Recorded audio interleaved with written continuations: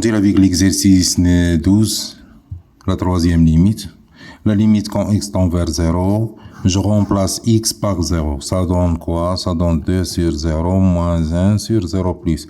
Pourquoi 0 plus? Parce qu'il y a un x au carré positif, donc je mets un signe plus, puisque le dénominateur est positif. Mais x, soit qu'il soit positif, qu'il soit négatif. Et ça se peut que x soit positif ou négatif, parce qu'on n'a pas précisé. X tendant vers 0 plus ou 0 moins, on n'a pas précisé.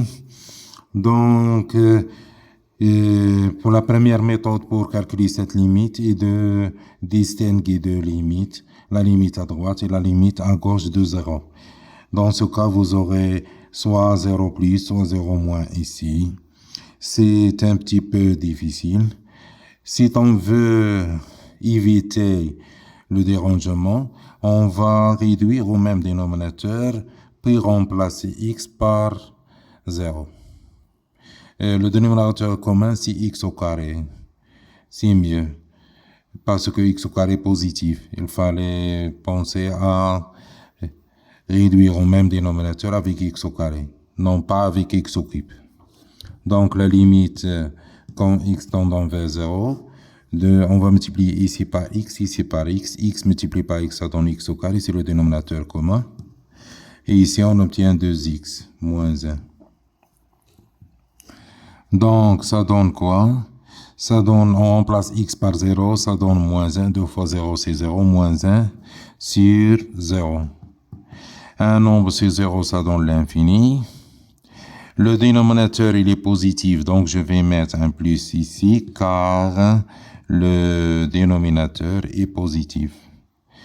Négatif sur positif, ça donne négatif, donc le résultat, c'est moins l'infini. C'est plus rapide de faire le même dénominateur, de réduire au même dénominateur, puis de calculer. On va voir la limite 4. La limite quand x tendant vers 1 plus de 3x moins 1 sur 1 moins x au carré. On va remplacer x par 1, ça donne 3 fois 1 moins 2, ça 3 moins 1, ça donne 2. Et 1 moins 1, puisqu'on remplace x par 1, 1 moins 1, ça donne 0. Ici, on obtient l'infini, soit plus l'infini, soit moins l'infini. On va étudier le signe de dénominateur 1 moins x au carré, le dénominateur. Ici, moins l'infini, ici, plus l'infini. 1 moins x au carré égale à 0. Ça veut dire que x au carré égale à 1. Ça veut dire que x égale à 1 ou x égale à moins 1. On va mettre 2 zéros puisqu'on a deux solutions, 1 et moins 1, 1 et moins 1. Et dans l'ordre, moins 1 est inférieur à 1. Entre les racines, signe contraire de a. A, c'est le coefficient de x au carré. A égale à moins 1. Parce que x au carré multiplié par moins 1 x au carré, c'est moins x au carré. Donc, A est négatif. Signe contraire de A, c'est plus. Entre le 0, les deux zéros, signe contraire de A, c'est plus. En dehors des zéros, ici et là, on va mettre le signe de A, moins, moins. On travaille à droite de 1. Ça, c'est la droite de 1. Ici, la droite de moins 1. La droite de 1. À droite de 1, le dénominateur est négatif, donc je mets 20 moins ici. Positif sur négatif, ça donne négatif, donc le résultat, c'est moins l'infini. La cinquième limite quand x tendant vers 1 moins de la même fonction. 3x moins 1 sur 1 moins x au carré. Ça donne 2 sur 0, puisqu'on remplace x par 1, 3 moins 1, ça donne 2, 1 moins 1, 0, c'est l'infini. À gauche de 1, la gauche de 1, c'est ici, puisqu'on va utiliser le même tableau de signes, parce que le dénominateur n'a pas changé. 1 moins x au carré, 1 moins x au carré. À gauche de 1, donc à gauche de 1, la droite de 1. À gauche de 1, le dénominateur positif. Donc je mets 1 plus. Positif sur positif, ça donne positif, donc plus l'infini. La sixième limite proposée, limite quand x tendant vers 1, de 1 sur x moins 1 sur x moins 1, le tout au carré. Une petite recherche ici. On va remplacer x par 1, ça donne 1 sur 0, 1 moins 1, 0 dans le dénominateur. Moins, ça donne aussi 1 sur 0 plus, puisque le carré, c'est positif. Et ici, x moins 1, ça se peut qu'elle soit positive ou négative. Il fallait distinguer deux cas, x à droite de 1 et x à gauche de 1.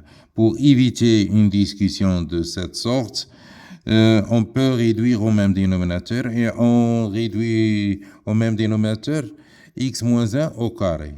C'est la meilleure façon de faire. Donc, la limite qu'on cherche, c'est la limite quand x tend vers 1 de x moins 1 le tout au carré. Ici, on va multiplier ce dénominateur multiplié par x moins 1, multiplié aussi ici par x moins 1. Donc, on a réduit au même dénominateur. Le dénominateur commun des deux fractions est x moins 1 au carré. Le numérateur ici est x moins 1 multiplié par 1, x moins 1, moins 1. Ça donne limite quand x tendant vers 1 de x moins 2, moins 1, c'est moins 2 sur x moins 1, le tout au carré. On va remplacer x par 1, ça donne moins 1. 1 moins 2, c'est moins 1 sur 0. 0 plus, pourquoi? Parce que x moins 1 au carré est un nombre positif. Dans le dénominateur positif, donc je mets 1 plus. Un nombre sur 0, ça donne l'infini. Négatif sur positif, ça donne négatif. Donc le résultat, c'est moins l'infini de cette limite. On va voir la limite numéro 7.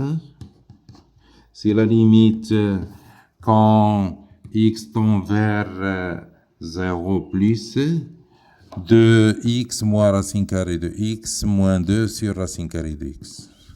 Ça donne 0, moins 2 sur 0. Une recherche. Et en final, ça donne moins 2 sur 0. Puisque 0 moins 0, ça donne 0. 0 moins 1 nombre, ça donne 0. Moins 2 sur 0, ça donne l'infini. Le dénominateur ici, c'est positif, donc 0 plus, donc 0 plus. Négatif sur positif, ça donne positif. Car la racine carrée de x, ce dénominateur-là, est positif.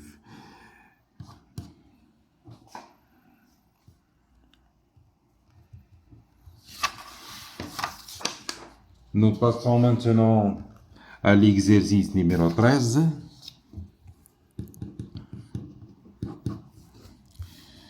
Et on va utiliser la propriété suivante. Limite de sinus x sur x. Quand x tend vers 0, ça donne 1. La limite de tangente de x sur x. Quand x tend vers 0, ça donne 1. La limite de 1 moins cosinus x sur x au carré quand x tend vers 0, ça donne 1 demi. On utilise cette propriété-là quand on a une limite d'une fonction trigonométrique. On a aussi trois autres limites qui peuvent se déduire des premières limites en remplaçant x par ax, x, les deux x là, x et x par ax, ça reste la même chose, 1. Ici, on va remplacer x là et x là par ax, et ça reste 1.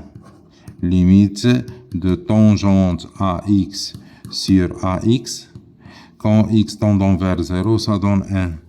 La limite, quand x tend vers 0, de 1 moins cos ax. À la place de x, on met ax sur ax au carré. À la place de x, on met ax. Ça donne 1 demi. Donc, si vous connaissez les trois premiers, vous pouvez en déduire les trois autres. La première limite à faire, c'est la limite quand x tend vers 0 de sinus de 2x sur 3x. On a une petite remarque que tout le monde connaît, mais ce n'est pas une propriété. Pour vérifier comme ça, c'est une façon de vérifier. Limite quand x tendant vers 0 de sinus de ax sur bx, ça donne a sur b. Et la limite de tangente de ax sur bx quand x tend vers 0, ça donne a sur b. Ce ne sont pas des propriétés, mais ce sont des façons de connaître le résultat rapidement. Parce que dans ce cas, on dit que la limite c'est 2 sur 3, mais c'est pas bien démontré. Pour démontrer ça avec les propriétés qu'on a dans le cours, ça demande un petit peu de réflexe. Sinus de 2x sur 3x, sinus de 2x sur 3x, le problème c'est que il y a ici un 2, ici un 3. Sinus de 2x, il fallait avoir dans le dénominateur 2x. Si on a un 2 là, là aussi il faut avoir un 2, non pas 3. Donc, pour résoudre ce problème-là, on va multiplier et diviser par 2x. Pourquoi 2x? Parce qu'on a ici 2x. Donc, pour avoir sinus de 2x sur 2x, on divise par 2x, on multiplie par 2x. C'est une façon que je vais utiliser pour calculer toutes les limites trigonométriques. Je vais toujours multiplier et diviser par un nombre convenable pour appliquer les propriétés du cours. Ici, cette limite-là, la limite de sinus de 2x sur 2x, sinus de 2x sur 2x égale à 1. Je vais simplifier avec x. Ça reste quoi? J'écris lentement un petit peu. Sinus de 2x sur 2x multiplié par 2 sur 3. La limite de sinus de 2x sur 2x, quand x tend vers 0, égale à 1. Donc 1 multiplié par 2 sur 3. Deuxièmement, la limite numéro 2, c'est la limite quand x tend vers 0 de tangente de 2x sur 3x. Si on suit cette remarque-là, tangente de 2x, tangente de ax sur bx, quand x tend vers 0, c'est a sur b. Ici, c'est 2 sur 3.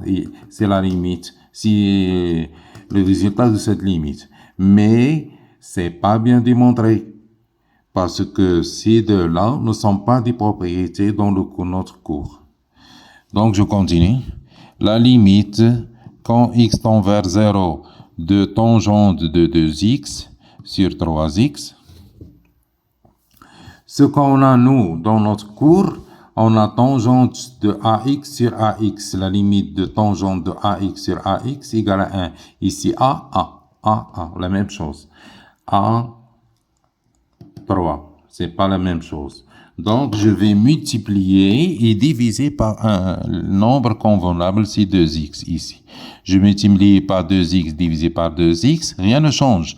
Mais ce qui compte pour moi, c'est la limite de tangente de 2x sur 2x, limite de tangente de 2x sur 2x, a sur 2, et a, c'est 2. Je mets à la place de a 2, ça donne 1.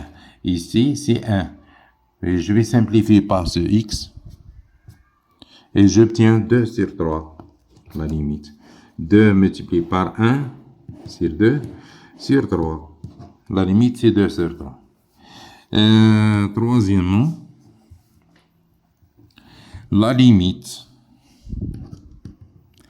quand x tend vers 0, de sinus de 5x sur sinus de 7x. Je peux dire immédiatement que la limite c'est 5 sur 7, mais c'est une remarque, non pas une propriété. La propriété dit, qui contient le sinus, ça dit limite de sinus de ax sur ax quand x tend vers 0 égale à 1. J'utilise cette propriété-là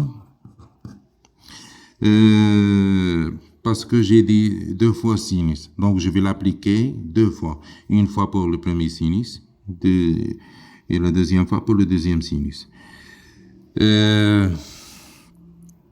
Vous trouverez dans la description de cette vidéo le PDF contenant le résumé de cours et les exercices que je fais.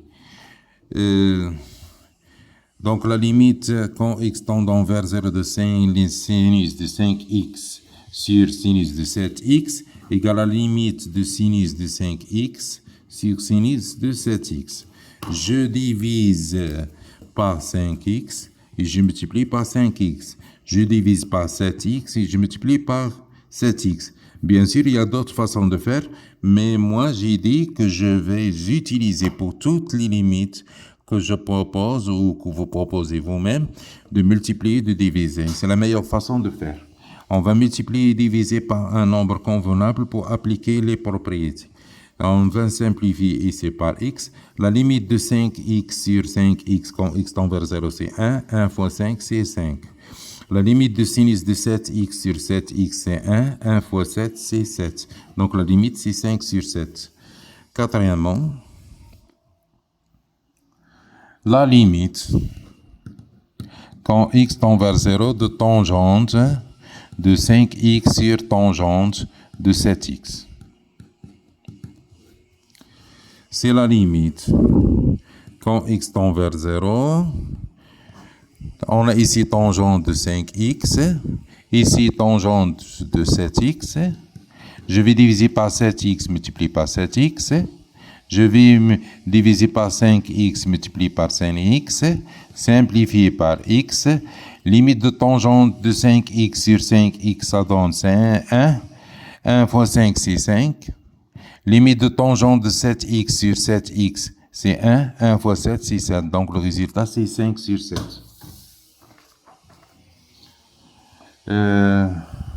La cinquième limite, c'est la limite quand x tendant vers 0 de sinus de 5x sur tangente de 7x.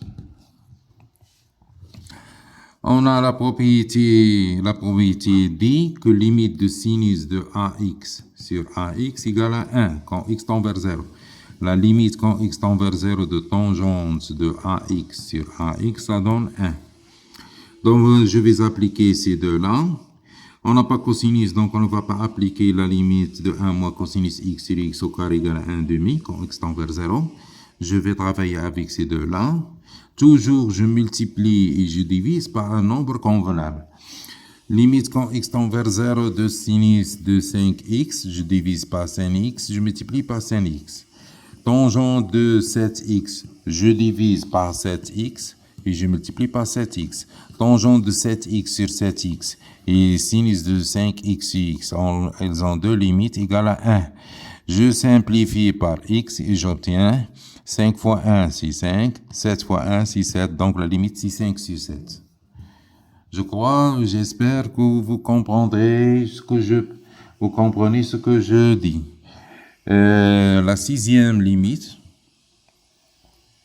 c'est la limite quand x tendant vers 0 de tangente de 5x sur sinus de 7x. C'est la limite quand x tend vers 0 de tangente de 5x divisé par 5x multiplié par 5x. Sinus de 7x est divisé par 7x multiplié par 7x. On simplifie par x, ça donne 5 sur 7. Car la limite de tangente de 5x sur 5x, ça donne 1. 1 fois 5, c'est 5. Et la limite de sinus de 7x sur 7x, c'est 1. 1 fois 7, c'est 7. Ce x-là et ce x-là sont déjà simplifiés.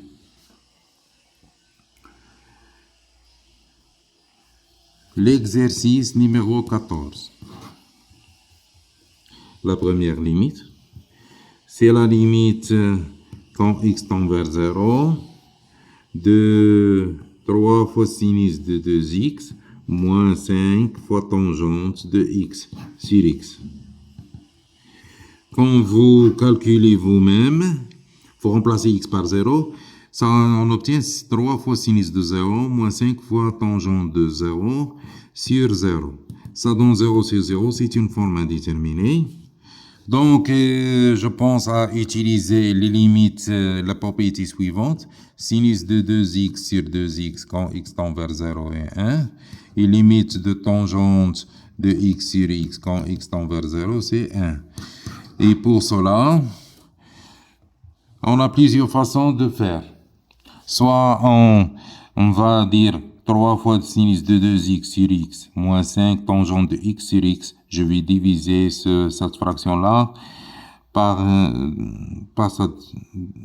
ici. Le sinus sur x, le tangente sur x. Soit je multiplie et je divise par le même nombre. On va changer un petit peu.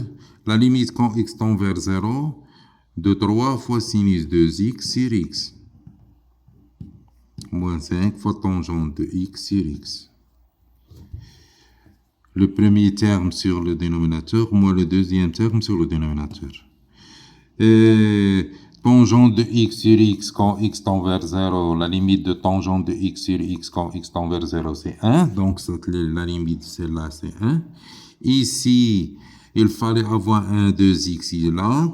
Vous pouvez multiplier ici par 2 et ici par 2. Et vous obtiendrez quoi? Sinus de 2x sur 2x. Donc, on a le résultat suivant. 6 fois 1, c'est 6. 6 fois 1, moins 5 fois 1. 1, c'est la limite de tangente de x sur x. Et ce 1 là, c'est la limite de sinus de 2x sur 2x, c'est 1. Multiplié par 2 fois 3, c'est 6. Ça donne 1. 6 moins 5, c'est 1. C'est le résultat de cette limite-là. Nous allons voir la deuxième limite. La deuxième limite, c'est la limite quand x tend vers 0 de tangente de 2x sur 3x.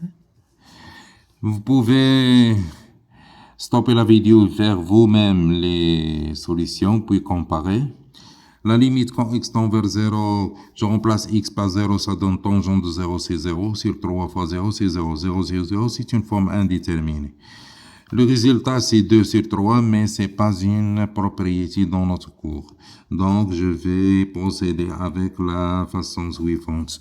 Tangente de 2x, je la divise par 2x et je la multiplie par 2x pour avoir tangente de 2x sur 2x, laquelle sa limite égale à 1.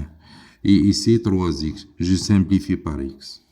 J'ai multiplié tangente de 2x par 2x et je l'ai divisé par 2x pour avoir cette écriture-là dont la limite égale à 1. 1 fois 2 sur 2, 2 sur 3, c'est la limite. Au revoir et à la prochaine fois.